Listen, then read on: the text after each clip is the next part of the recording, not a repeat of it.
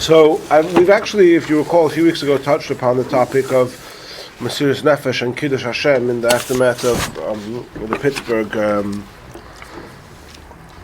story. And it's been on my head since then, and I've been learning about it and researching, and I'm still not at the end, but there's a specific relevance to Hanukkah.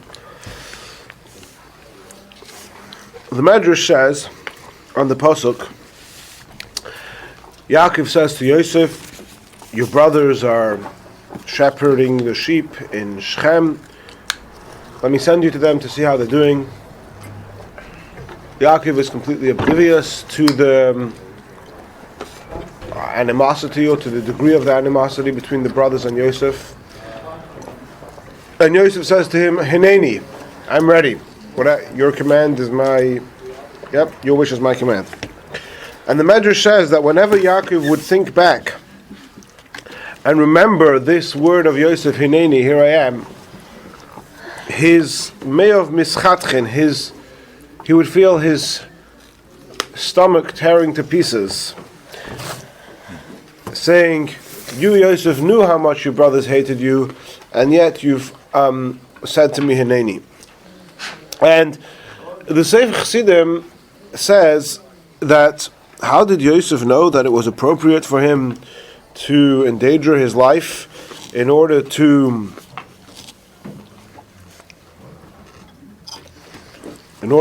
fulfill this command of his father's? Surely it would have been perhaps a much more sensible way of behaving to tell his father, well, actually, that would be a life-threatening thing for me to go and do. And the Sefer Chassidim says that Yosef took a lesson from no less than Esav, quoting a different medrash which says that it's not a medrash, it's also in Sefer Chassidim, that Esav would hunt animals for his father, and Esav would routinely endanger himself to bring Yitzchak food. And Yosef says to himself, look, if Esav can endanger his life to bring food for his father, surely I should endanger my life to fulfill my father's wish. And many commentaries talk about this Sefer Chassidim, and there's some obvious difficulties in understanding this. First of all, we know that with the exception of the three, what we call the three cardinal sins, one is obligated to, one does not, when faced with the choice between death or violation of, let's say, the mitzvah of Shabbos or kosher, then the correct choice is violation. Why? How do we know this? Anybody remember? How do we know that you're supposed to violate the mitzvah so as not to lose your life unless it's in the face of the three cardinal sins?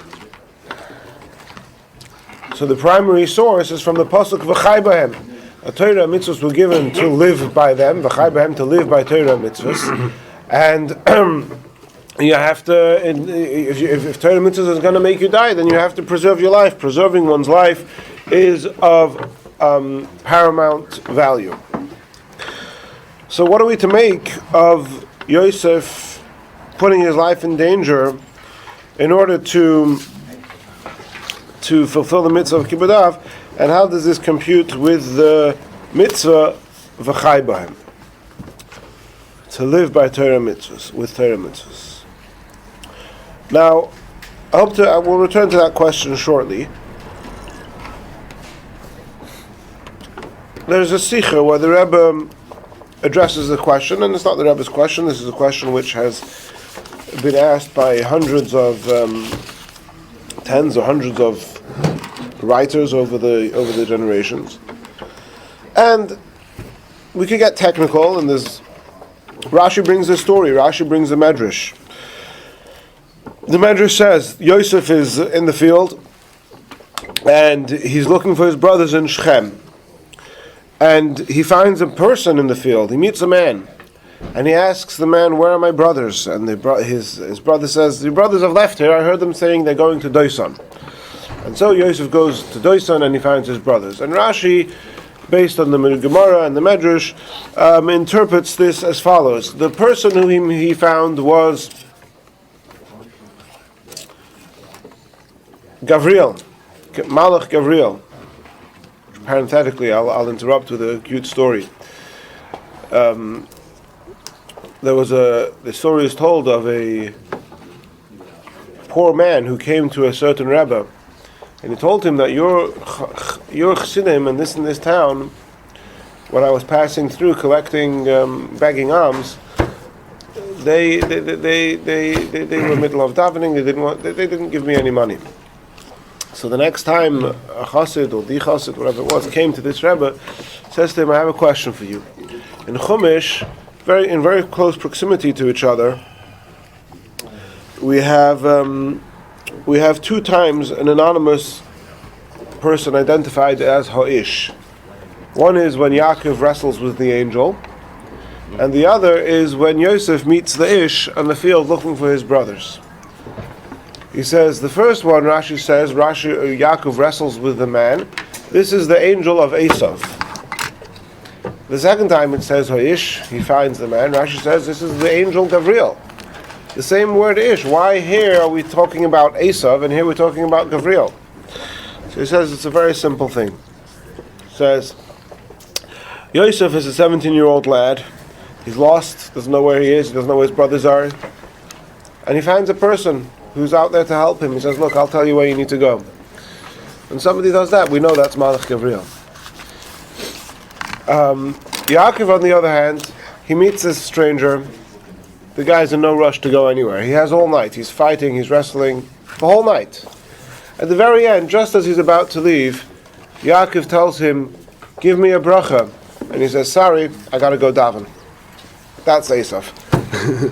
So he says, never be too busy davening to help your fellow Jew.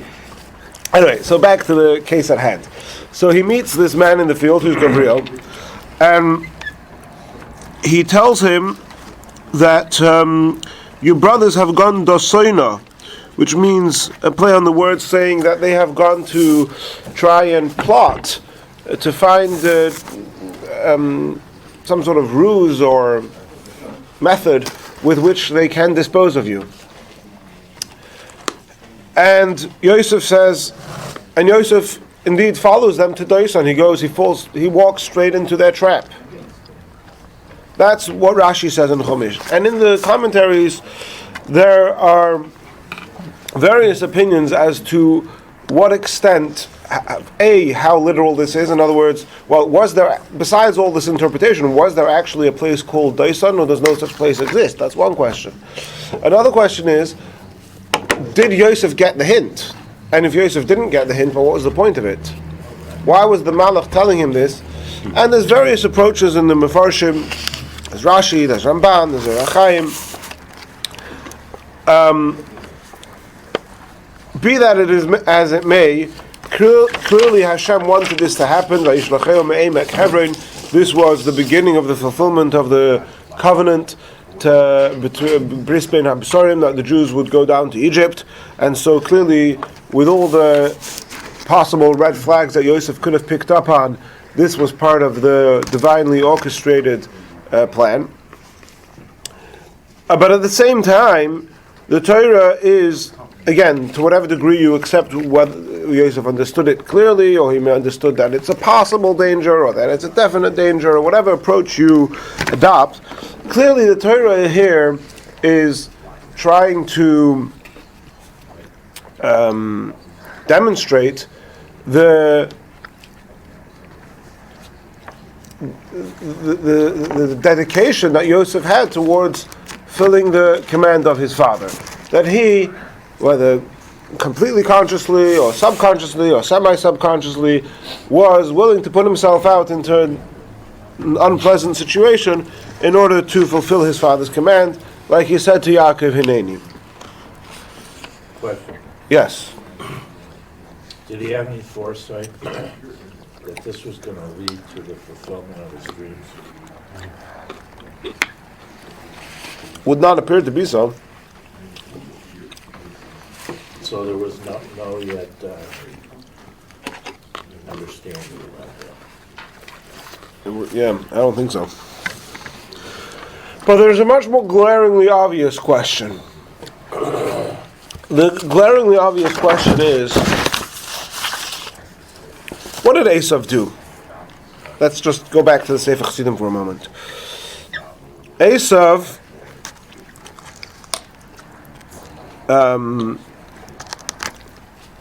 went, put himself in a dangerous situation, and he hunted animals for his father to eat. And he came home and he fed Yitzchak. So he endangered his life in order to serve his father. What did Yosef do? What did Yosef accomplish? Nothing. His father told him, go and find out how your brothers are doing. What did Yosef accomplish?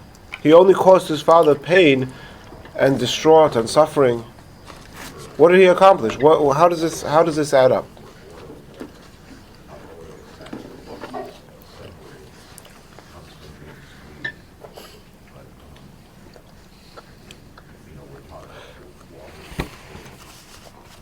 And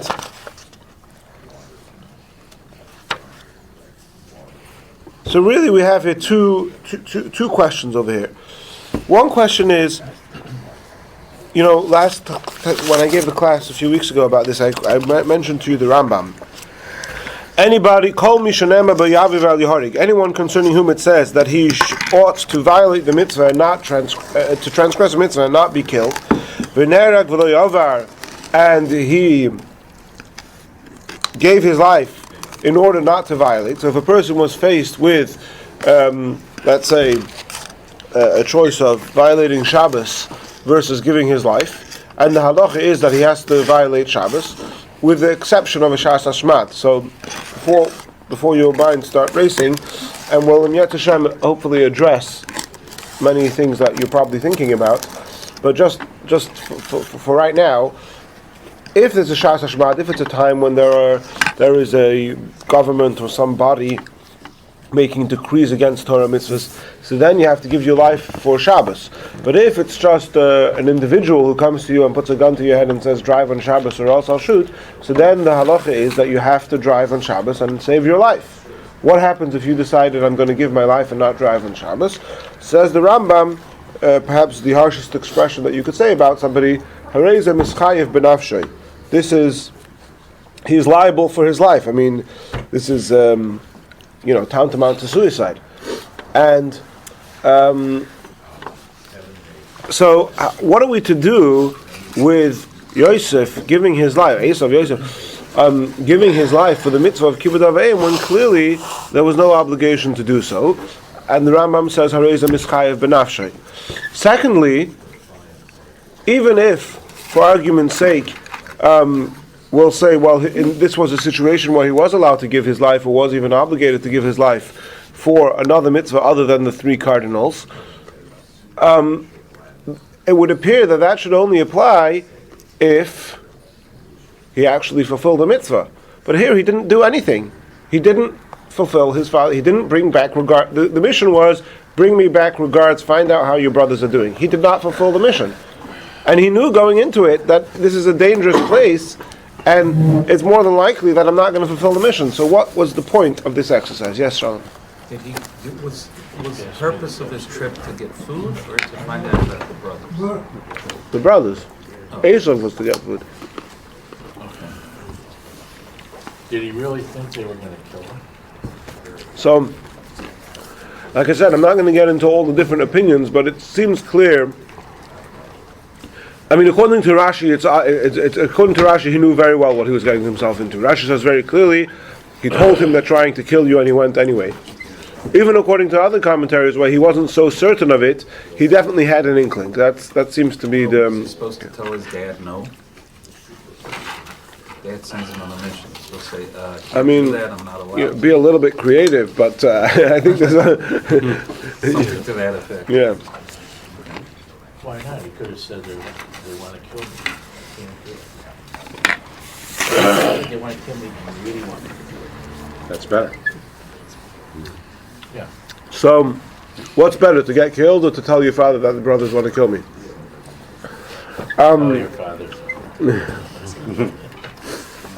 David, can I trouble you for a cup and something in it?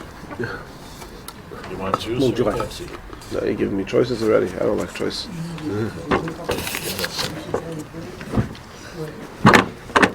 Just heads up, at the class tonight, there will not be Diet Pepsi. You can be assured of that. Maybe, but... Okay, so there's a lot of different places we could go from here, but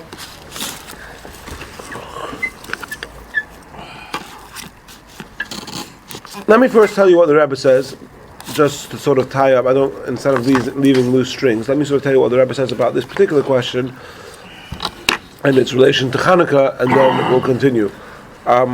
Class started at 9:25, so I assume it's Sunday, people are not in a rush, and we could do the usual hour, even though it'll finish a lot later than it usually does. No, I have to leave. Okay. Okay, so we'll try about it tomorrow.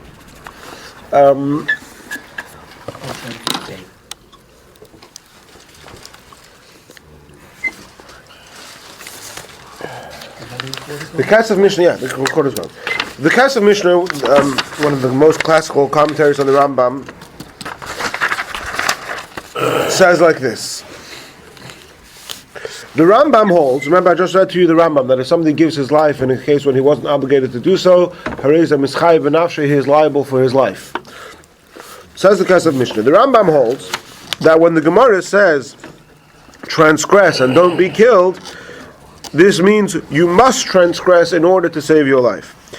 But many complete shlemim, complete meaning complete individuals, so Rabbi many Soivrim, they hold the imnerag v'loy ovar, that if a person was killed and did not violate Shabbos, for example, tzedakah techashiv loy, this is counted for him as a righteous deed.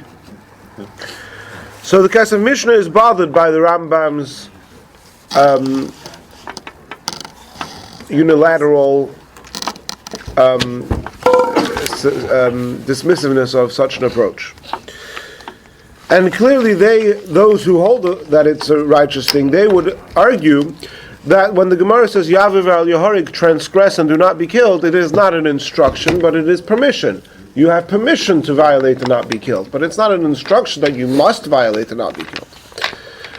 And the Nimukei Yosef writes that even the Rambam would agree, listen to this, the Nimukei Yosef argues that even the Rambam would agree that a great man who is pious and a God-fearing Jew, and he sees that the generation have a certain porot, there's a certain big gap in a certain area of the generation's commitment. He is Rasha. It's permitted. He's allowed L'Kadesh Hashem, to sanctify God's name and to give his life even for a mitzvah kala, for a light or easy mitzvah. So that the nation should see and learn from him to be in awe and in love of God with their whole heart. So the Nimukei Yosef is attributing to the Rambam that the Rambam would agree to this. Now, so the Rebbe says if we're going to accept this Nimukei Yosef, we can make sense of all of this. It says Yosef, what is this? What does this actually mean? Let's just think about this for a minute. What does this mean? That if you are pious and important and you're Yerushalayim and you see that there's a certain area in which people really need to have an example, then you could give your life. What does that actually mean? What are you giving your life for? Suddenly, we have 3 cardinal sins and we have 609 non-cardinal sins. So, what just changed? That because you're Yerushalayim and because the generation need a lesson? Okay.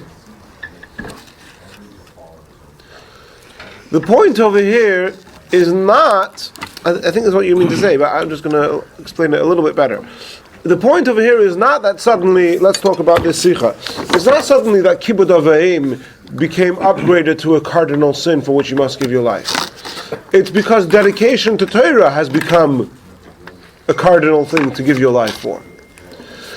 And so says the Rebbe, Yosef, we find in many things.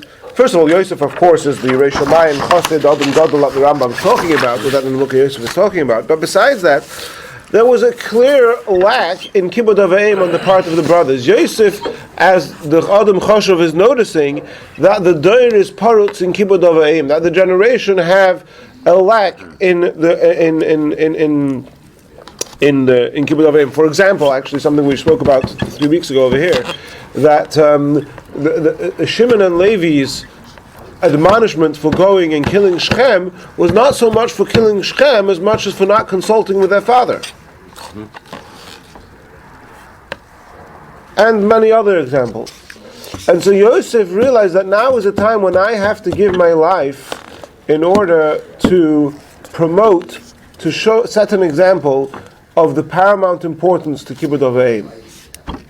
And from this perspective, it's irrelevant whether or not Yosef actually accomplished Kibbud Avayim, because Kibbud Avayim has not become the cardinal factor over here. The cardinal factor is dedication to Kibbud Avayim. And so,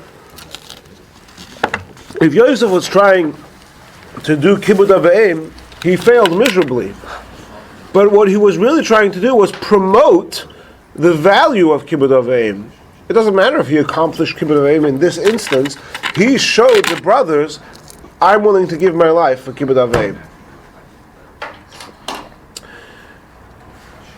Bottom line is he still fulfilled Kibbud Avayim also, because it doesn't matter what the outcome. If you go to do what your parents asked, if it doesn't happen, it's not your fault. Well, you have to know that it's you have to know that there has to be a chance. Obviously, you have to try your best, but you can't.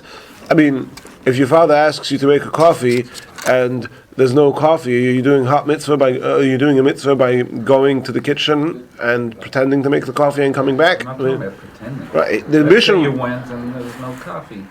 So you tried to do kibbud avayim, but you didn't manage, right? So if you try, we have a principle. If somebody tries to do a mitzvah, and if somebody tries to do a mitzvah, the Eibishter considers it like he did it. So fine. So you tried to make your father a coffee. You didn't do kibbud avayim, but we consider it like you did do kibbud avayim. But here, Yosef was putting his life, according to Rashi. Let's take Rashi, which is the most extreme opinion. Yosef knew that he was walking straight into the lion's den. He knew they were trying to kill him. Your father he doesn't want you to be killed. He wants you to come back with regards of how they're doing. Now,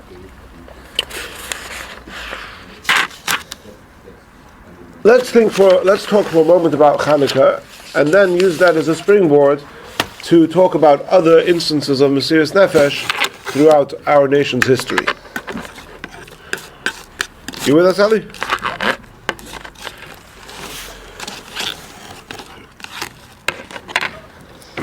Hanukkah was clearly a Shas Hashmad.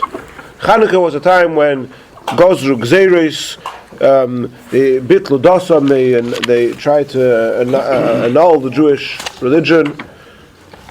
They didn't let them keep Shabbos. They didn't let them keep Bris Milah.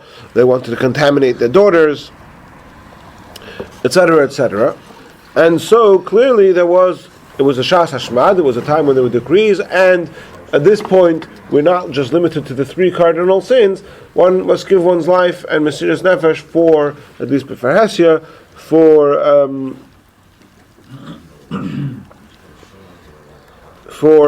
any mitzvah. Right? The Greeks said, "Kisu lechem al keren hashoyer she'en lechem chelik b'lekei Yisrael," right on the horns of the oxen, which I guess is in modern parlance we would probably say put on the billboards. Yeah, acknowledge on the billboards that you have no connection to God, and so we have to demonstrate that we do have a connection to God. Okay, so that's fair. That we understand why the Yidden who were loyal and did not become Hellenists had Mesiras Nefesh for these mitzvahs. But what are we celebrating on Hanukkah besides everything else? We're celebrating, like we say in Va'al HaNisim, the victory of the war. In fact, according to some opinions, the reason why we have 8 days of Hanukkah is 7 days for the miracle that lasted 7 days, and 1 day, the first day, for the miracle of the victory of the war.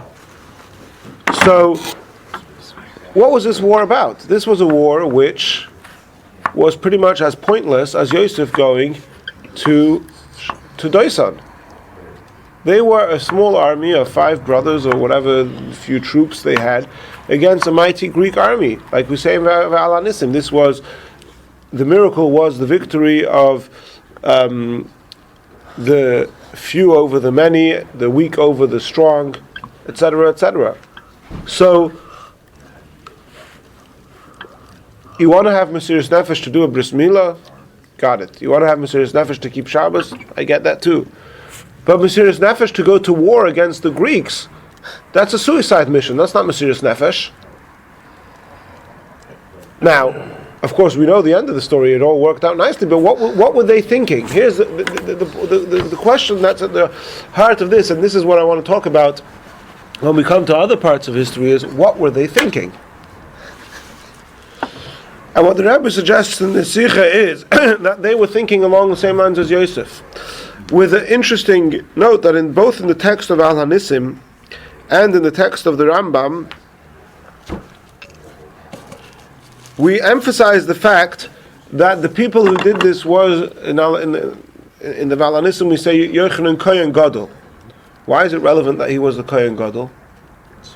Because we're trying to draw your attention by association to this Nemuchah Yosef, who says that when it's an important person who's in a position of leadership and Yirei Shamayim, he has a different set of rules to go by.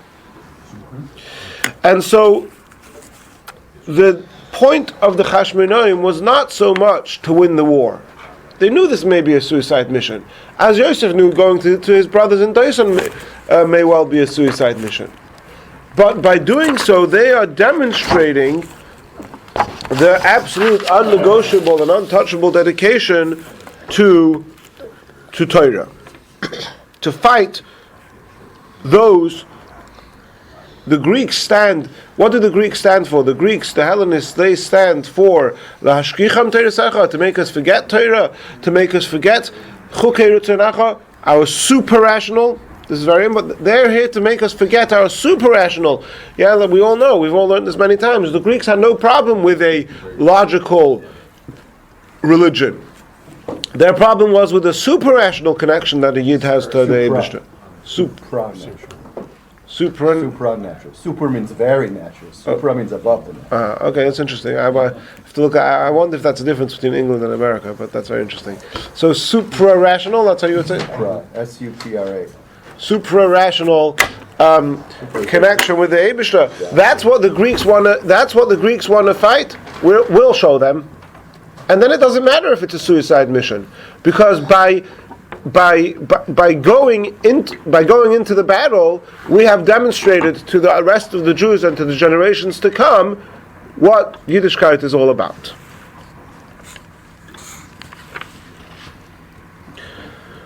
The story is told of a chassid who was imprisoned in Soviet labor camp. And the head of the thing used to drive him crazy every Shabbos to go and work, and he would beat him and torture him and make fun of him emotionally, physically.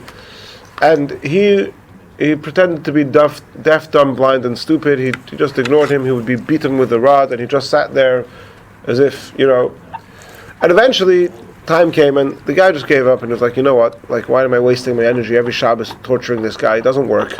I'll just let him be. And this continued for however long it continued for, where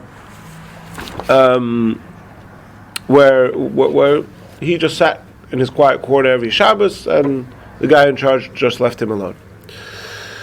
Time comes, and there's a change in management. There's new management, and the guy changed. And as he's handing over the notes of the operation, he says to him, this guy, he just sits there on Shabbos. Just ignore him. It's not worth your time. This guy is young and idealistic, and this is not going to happen under my jurisdiction. And the first Shabbos comes, and he goes over to the Yid, the Moshka, whatever, and he says to him, "You got to go to work." And the guy's telling the story. This is the Yid repeating the story later, and he's torturing him and beating him. And eventually, the guy pulls out his revolver and he says, "You got to go to work, or I'll shoot." And the chassid says, at that point I cracked. And I got up and I said, shoot me. Because the supra-rational connection It's not my word. to Torah, well, yeah, to the Eibishter, Shabbos is not negotiable, right? What's negotiable is shoot me or ignore you. That's negotiable. So when I crack, what am I going to do? When I crack, I'll tell you to shoot me. The Shabbos is not even when I crack, Shabbos is not negotiable. And indeed, the Rambam's words notwithstanding, many, like the Kesef Mishnah says, many complete, many and shleimim, many authorities, many respectable and reliable authorities say that it's permissible to give one's life for Shabbos. Now, I'm not talking specifically about this chassid because the Soviet persecution was probably qualified as the Shas Hashmad, but I'm sure we all know the many stories throughout our history of people who gave their lives and endured tremendous torture for remaining loyal to Torah, and I don't think it's true to say that it always under all those circumstances that it fit the criteria which the Rambam sets for what Mesiras Nefesh is about. So how do we deal with all of this?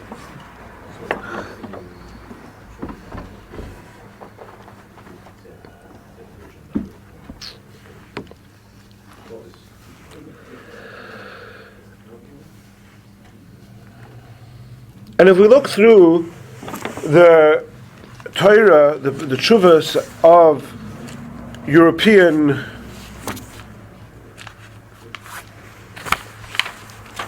Torah through the 11th, 12th, 13th centuries, we find, I would say, discussion about three things which, according to the Rambam, you could imagine would be completely out of the question. And yet, we find that these things were done so many times and discussed by the poskim. Number one, which was just mentioned, is giving one's life, even at a time when it's not required to do so. But the other two, which are perhaps more shocking, is A, suicide. People who either individually or collectively committed mass suicide in order to save themselves from being tortured by whichever group it was, in order to right. So, for example, I mean, famously, you have the York massacre. Yeah, anybody ever seen the York? It's still there. I used to live in Leeds, actually, so it's not far. But there, if you go to York, there's still today a little a hill or mountain of sorts with some sort of remnants of a castle or something. And what they say is that is the building in which the Jews were held prisoners, and they were supposed to, I think it was about accepting Christianity, and in the end they all committed suicide so as not to be, right? And many other such similar stories, I'm sure. Yeah, there's the famous story that the Rebbe spoke about at Fabrengen, and the other Rebbeim told it about Shimon Padri. Does anybody remember the story of Shimon Padri? Shimon Padri was a soldier. You remember this story, anyone? Shimon Padri was a soldier. I'll tell the story. Why not? Do people mind stories? No. So the Tzemach Tzedek, there was the Cantonisten. The Cantonisten were soldiers which the Tsar had inscripted. Is that the word? Conscripted to the army. He would kidnap young Jewish children with a very obvious agenda to keep them there for 20-25 years and make them forget their Judaism. And there were many Cantonists, I'm sure there were many who unfortunately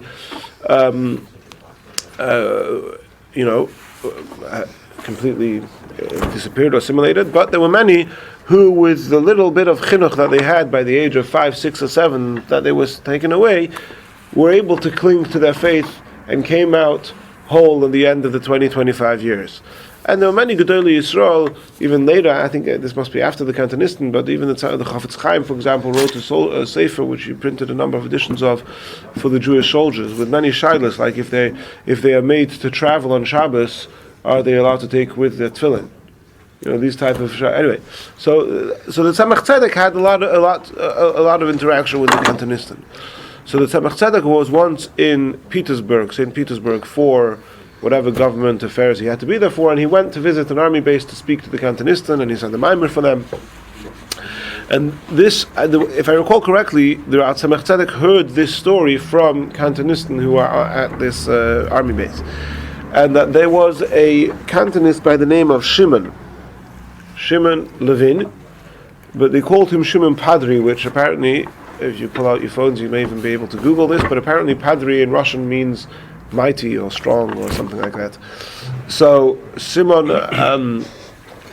Padri was had a very prominent position in the Tsar's navy, and he was an extremely talented sailor. And one time the Tsar came to visit, and the story comes with the name of a city in which this happened, but I don't recall the name of the city. And the Tsar was very impressed with Shimon Padri's acrobatics. He was able to run to the mast and all sorts of crazy jumps, and the Tsar was very, very impressed with him. And the Tsar wanted to honor him with whatever was then the most exalted honor that a soldier could get. And of course, it was illegal for a Jew to get this honor, but with a name like Shimon Padri, or Simon Padri, whatever it was, the Tsar assumed that he was a good Russian boy. And so the Tsar summons over the Simon Padri, and he tells him that he wants to give him this honor. If I'm recalling the story correctly, it goes like this. So he confessed to the Tsar that he was Jewish, and the Tsar was very disturbed by this and very taken by surprise. So he said, "No problem." He calls over the priest. We'll sort this out. Shimon Padri says, "Okay." And then he says, "I just want to show the Tsar one more of my feats, or to do it one more time." And he runs up to the top of the mast of the ship, the highest thing, and he screams out and he announces that I'm a Yid and I will die as a Yid, Shema Yisrael, and he jumped into the water and he drowned. The Tsar was very, very disturbed by this, and a number of days later, his body washed up to shore, and the Tsar, together with the priest, announced that they were going to make a very honorable, posthumous baptism or something, and bury him in the cemetery of the Christian soldiers. Two of his friends, so the body was under guard. Somehow, two of his friends managed to get the guard drunk. I think they had some risky standard, and to cut a long story short, they dug up a body of a Christian soldier who had recently died, and they did a switcheroo, as Rabbi Epstein would say, and they buried Shimon in a Kaver Yisrael in the local city. There was a Chaver Kaddish over there, whatever the name, I forget the name of the city. And anyway, eventually, somehow, this story came to light, and these two soldiers who did this trick were also arrested, and one of them was tortured to death, the other one was sentenced to death. Anyway, they were both killed. And the Mittler Rebbe said about these two soldiers that Shimon Padri, of course, his Mesiras Nefesh is Man Chashmei, but even those two soldiers who risked their lives and didn't just risk their lives, they actually got killed to be able to save their friend from such a burial. Their Mesiras Nefesh is right. And the question becomes, what do we do with this? I mean, if you want to be cool and think about this from a halachist perspective, I mean, basically Shimon committed suicide, and the two guys just put themselves into a very dangerous situation for a mitzvah which clearly does not fall into the category of one of the three cardinal sins. So what's so special about this? how do we deal? How we to put all of this together? And so again, I've spoken about giving one's life for something which is not one of the three things, and suicide. A third thing, which shockingly we find the Balei HaTosfos is talking about, and that is where people murdered their own wives and children in order to save them from being put to the test. And I'll read you. I actually have it. This is an article written by Chaim Soloveitchik, who's a frum guy, he's a Talmud Chacham, but he's also an academic professor. So it's an interesting style article, but it's useful also because he translates things. So here I'll read to you a tshuva from the Maharam Mirutenberg. Hold on. Here we go. But there's numerous references to people having killed their own children to save them from Christian persecution. A Jew asked Rabbi Meir, is penance, kapara, required of someone who slaughtered his wife and 4 children during the great massacre at Koblenz on April 2nd, 1265, the blood-soaked city, because they asked him to kill them, for they saw that God's wrath had been kindled and the enemies, Christians, began slaughtering the children of the living God. He too wished to kill himself and die with them, but God wished otherwise and saved him by the Gentiles, i.e. they stopped him from killing himself. So this person killed his wife and children because his wife and children asked him to kill them so that they be spared the test and the suffering that the Crusaders would bring upon them. And he intended to kill himself too, but somehow that didn't happen. And now he's asking about a kapara. Rameh wrote to him, I'm at loss as how to rule. Right? Just think about that line for a moment. I'm at loss as how to rule. Because clearly there's a problem over here. On the one hand, I'm sure everyone around this table has their inner conscience telling them that this is the most noble act of B'siras Nefesh possible, and at the same time, the guy's a murderer. How do these two things compute? And that's what the Maharam says. I'm at loss as how to rule. Anyway, then he goes on into lengthy tshuva, and he finishes off with this, and I believe these lines are very telling. Whoever imposes upon him the father penance speaks evil of the pious of preceding generations, since his intention is to do good, and he hurt those who were most dear to him only out of an abundance of love for our Creator, may he be blessed, and they begged him to do so, and one should not be severe with him at all. May the Rock of Israel avenge our plight and the plight of his Torah and the plight of the blood of his servants swiftly in our days, and may our eyes see it and our hearts rejoice. Now, I think that a primary difference between the Rambam and all these Balei HaTosfos may be in that the Rambam lived before the Crusaders and the Balei HaTosfos lived after the Crusaders. What's interesting to note, as he points out over here, is that nowhere do we find halachic literature before the Crusaders discussing these questions of suicide, of murder in these type of situations. And whilst it's true that we have these justifications of Balei HaTosfos for these things, and various Balei HaTosfos and different degrees of justification, etc. Remember, I asked you before the question: what were they thinking? What was Yosef thinking? What was the Chashmonaim thinking? What were all of these people who did these things, suicide or other acts like this, to save themselves from the Crusaders? What were they thinking? You think? Did they ask a Rav if they're supposed to do this? Did they ask a Rav if they're allowed to do this? What were they thinking? And here, there is a gap, because clearly, the Balei HaTosfos. Let me first say this in a sort of in a legal language, maybe, and then hopefully in a Chassidus language. I think it was, he uses the term reductio ad absurdum. The Balei HaTosfos knew intuitively that these people are the ultimate heroes of our generation. These are people who gave the life. And so they find precedents in the Gemara, and they find stories in the Gemara. There's actually a story of 400 young children who also they were taken captive, boys and girls, and they jumped into the ocean and committed suicide instead of being taken captive. And in that case, there was no concern. It doesn't appear that there was any concern that they would be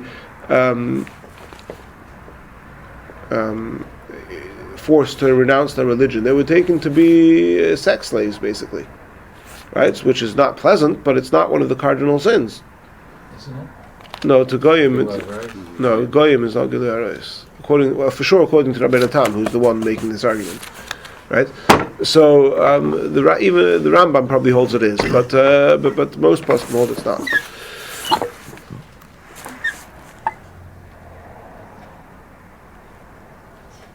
And to Tosfos, it is absolutely unimaginable that these people, who we know to be the Kedoshim, the Harugei Malchus She'ein Malo Al Ma'alosam, there is no. Remember, we mentioned last time that the Belzer Rov held you shouldn't say Kaddish for these people because they're already in the highest possible place. Our Kaddish won't add anything to them. To suddenly Chas v'Shalom degrade these people to the status of murderers and suicide, etc., was unfathomable to them. And so they justified it. Now, there's many things that we have that we rely on halacha l'maisa that may have been something which the Rishonim were working with a post facto justification. That doesn't make it less halachically reliable. And in fact, in Shulchan Aruch, the halacha is not like the Rambam. The halacha is that if one wishes to, and some poskim say that you have to be, you have to know that you're doing this legitimately, l'shem shamayim. But nevertheless, the halacha is pasuk in Shulchan Aruch that one may give one's life for Shabbos, even though it's not one of the cardinal sins and it's not a Shas Hashma, the time of decrees. So in Shulchan Aruch, the halacha is not like the Rambam. The halacha is like Tosfos. But I don't think that's b'stira to saying that the Balei HaTosfos knew where they had to get to, but and they sort of tried to find the arguments to get them there afterwards. And in fact, Tosfos is very bothered by the Gemara that says, "Il moli nogduhu leChanani Mishol v'Azariah." The Gemara says that Hanani, Mishael, and Azariah were thrown into the fiery furnace because they refused to bow down to the tzelem of Nebuchadnezzar. And they were miraculously saved. And the Gemara says in Ksubis, El Moli Nagdu had Nebuchadnezzar tortured Hanani, Mishael, and Azariah, they would have caved in and then would have bowed down to the tzelem. And Tosfos says, how could this possibly be? Now, some would argue, do you know what this Gemara teaches us? This Gemara teaches us that you have to give your life for Avodah Zarah, but you're not obligated to endure torture for Avodah Zarah. You could have said that. That would have been a reasonable argument to make. But yet, no one makes that argument. Tosfos doesn't say that. You know what Tosfos says? Tosfos says something very creative. He says that actually Nebuchadnezzar wasn't asking them to bow down to an idol. He was asking them to bow down to a statue of himself. This wasn't a deity.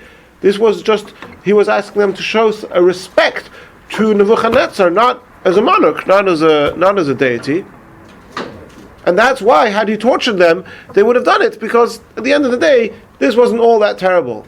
And then the question becomes, oh well, if that's the case, why did they allow themselves to be put into the fiery furnace for it?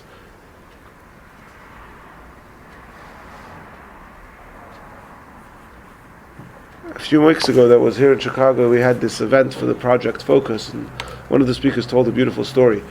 The Ruzhiner Rebbe he said he was a Talmud. I'm not sure if he was Mamish a Talmud, but he was very close to the Apterov, the Oiv Yisrael, the Apterov. And he said that one time the Apterov was very, very disturbed. He was very down.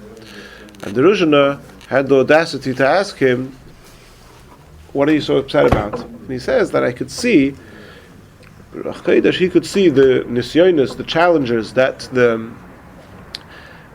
generation before Mashiach the challenges that they'll be facing, and it's so intense. I don't know how we're going to survive, and it's that's why he was so down. So He says, so the Rishon responded to him with this Gemara, and the Rishon said to him, the Gemara says that had they tortured Hanani, Mishael, and Azariah, they would have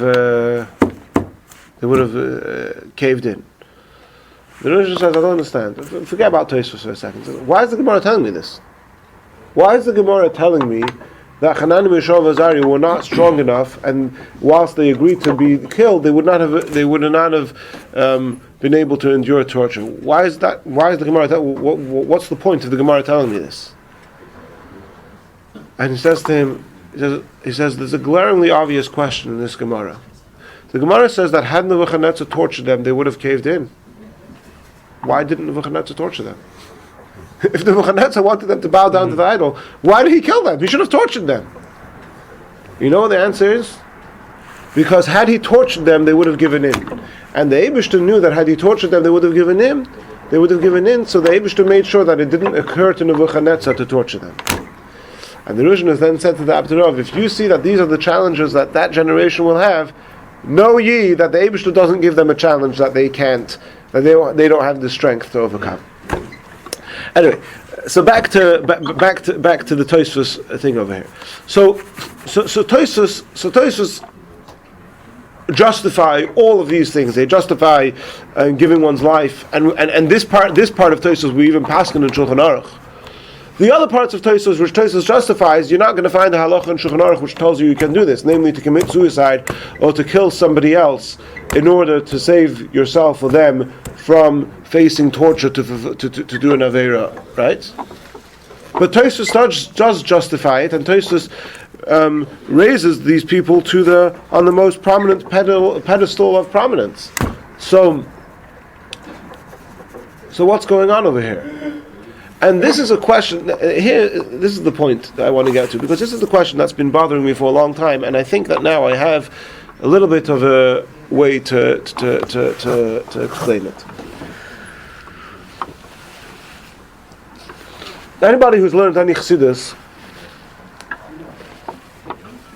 Rabbi Epstein told a story last week at the oil trip that there was somebody who he knows was in Israel when there was a terrorist attack, and there was an explosion, and he hears the explosion, and instinctively, what does he do? He ran away. And he says afterwards he realized that everybody around him was also running, but they were running in the other direction. They were running to help.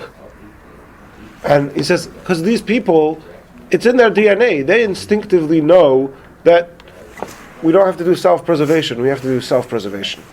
Right? And it wasn't a decision, a calculation that they made. And anybody who's learned anything about, that's what Mesiras Nefesh is, and anybody who's learned any Chassidus understands that Mesiras Nefesh is this supra-rational, supra-logical, supra-anything that can be described or defined connection to Hashem. And it seems like somewhat of, it feels to me, and this is a question that I've been sort of disturbed me for a while, that I've been grappling with. How could we have halachas which talk about when it is or is not appropriate to give one life for suicide, all of these things? It's oxymoronic. It doesn't make sense. How could you have a halacha about something which, by definition, can't be defined by halacha?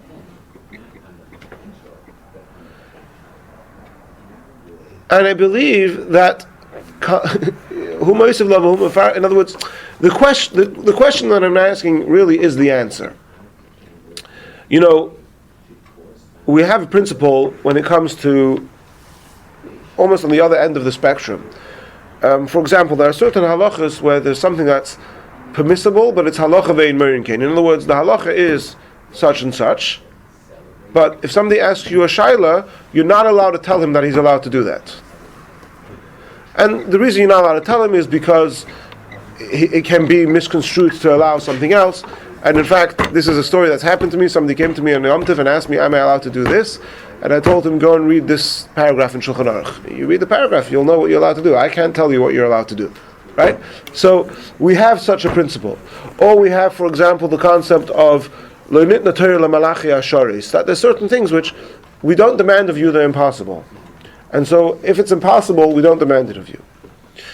And perhaps we could take this same thing which we use to allow certain behaviors which may not be so perfect, And let's take this to the other extreme. Torah is not given to angels. Torah is given to human beings with bechira chavshis. Human beings with free choice. That's what Torah is about. The definition of Torah is law, right? Like the Rambam says, the definition of law is that you're telling somebody who has a choice what to do, and you're telling him which choice to make. That is the definition of Torah. That is the definition of law.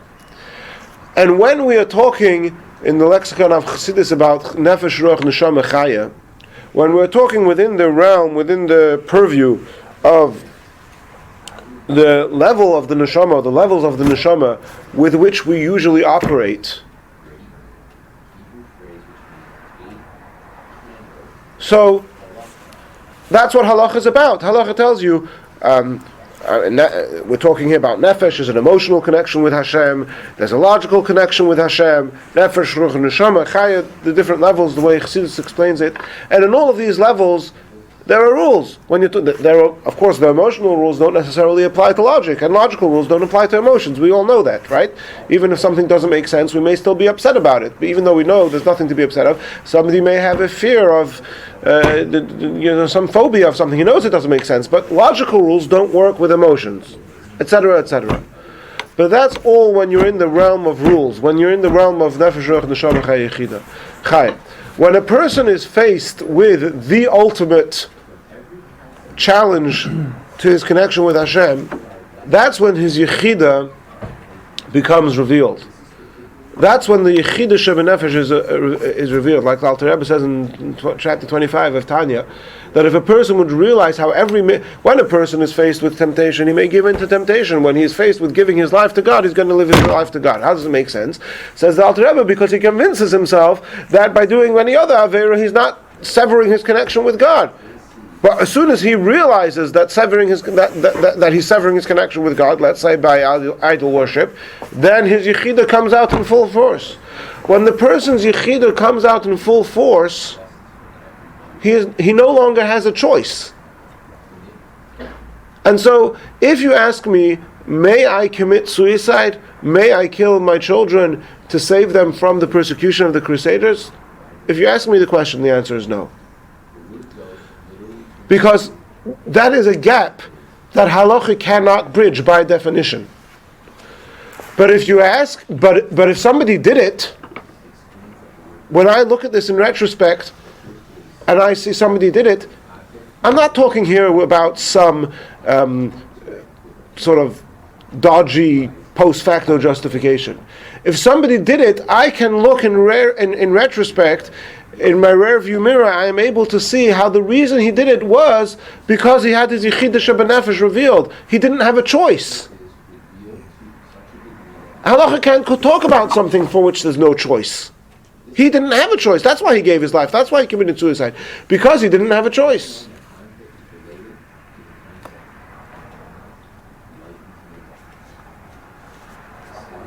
And so, what was Yosef thinking? What were the Chashmonaim thinking? What were the people who committed suicide thinking? Which Rav did they ask? What were the people who killed their children to save them from the Crusaders thinking? What was the people who ran into the explosion thinking? What was the Chassid who died because he wouldn't eat something which wasn't Bishul Yisrael? What was he thinking? He wasn't thinking. It was his yechida shebenefesh. If you're thinking, the answer is no. But the message of Chanukah is that herein is the gap which halacha cannot. This is the limits of halacha. The limits of halacha talks to nefesh, ruach, neshama, chaya. Halacha is finite by definition. It's the most. It's the ultimate. Chas v'shalom to in any way diminish the value of halacha and how by fulfilling halacha we are connecting to Hashem, to the infinite God, through the finite fulfillment of mitzvahs. But when we come to a situation, chas v'shalom, when the Crusaders are attacking the town, now we're dealing about yechida shebenefesh. Now there is no free choice anymore. And if there's no free choice, just like we say that if there's no free choice and a person was coerced into doing something, we don't hold him liable. These people were coerced into giving their life for Hashem. and to committing suicide, and therefore this is the most prominent level of Kiddush Hashem.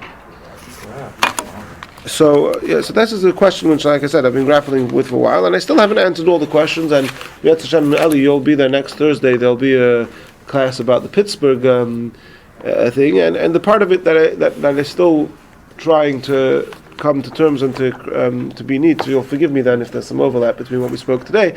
But the part of it that I still don't have a clarity with is about people who are killed not by choice, but people who are killed just because they're Jewish.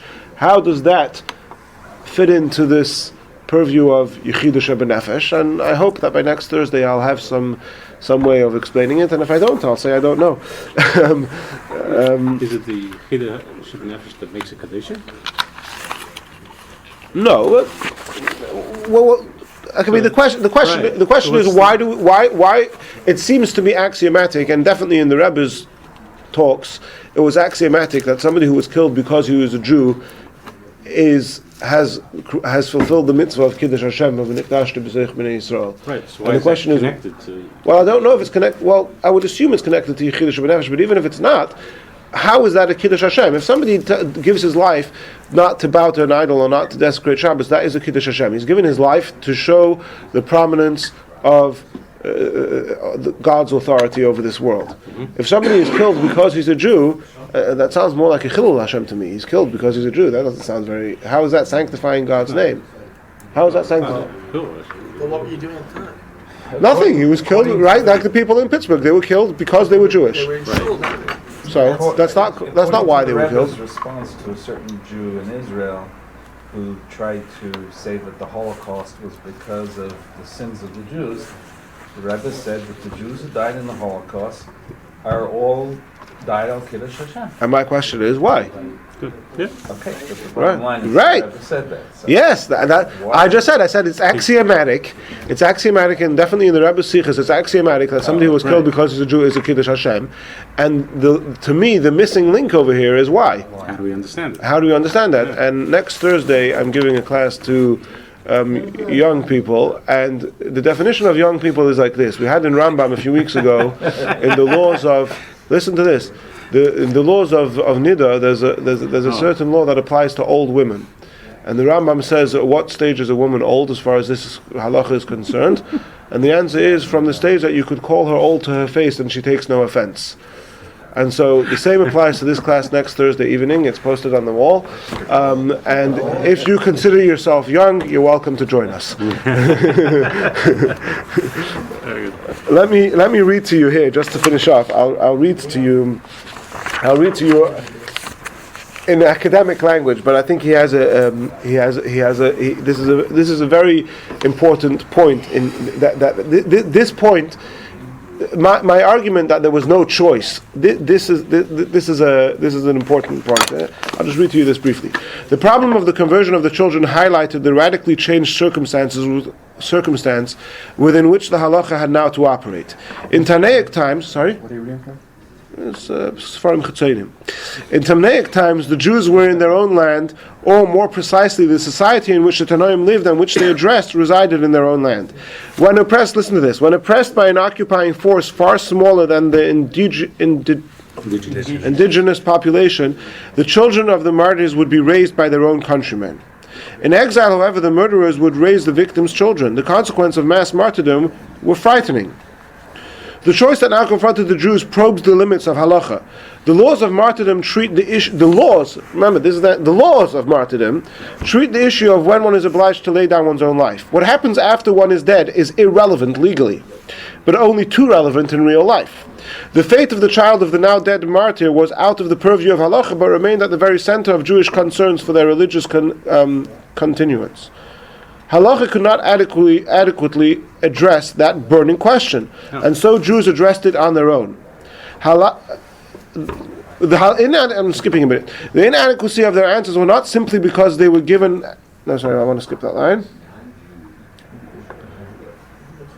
The inadequacy was also because the received halacha, in other words, the halacha that we know from the Rambam, was inadequate to resolve the tragic question raised by their present condition. What was the point of Jewish martyrdom if the children would be reared as Christians? So there was no choice. Mm-hmm. That's the point.